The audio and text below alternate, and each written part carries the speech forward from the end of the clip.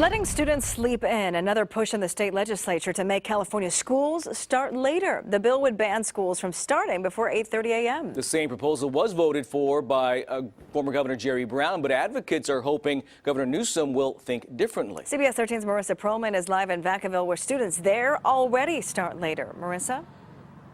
Well, guys, sleeping in sounds great, right? But students here say it's not all that it's cracked up to be. The Vacaville Unified School District has had this policy in effect for a full year now, and they could soon serve as an example for schools across the state.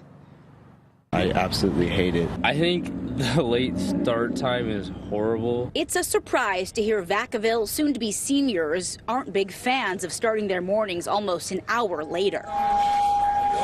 You're really just staying up later, and you're just sleeping the same amount of time and just waking up just at a different time. They say it's harder to fit in time for homework after getting home late from athletics, and their grades are taking a hit.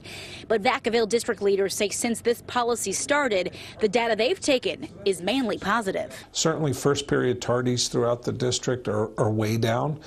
So that's a good sign. And generally, attendance is better, grades seem a little bit better. And other students agree with that. I like it because last year I used to skip first period a lot, so my grade in that class dropped a lot. But this year, since I get to sleep longer, I've been getting to school on time. But parents say this could cause problems for those whose schedules are set to an existing routine. I want my kids to have an earlier start, because that way I can get them to bed earlier and they won't be up, later. But Vacaville offers resources to help.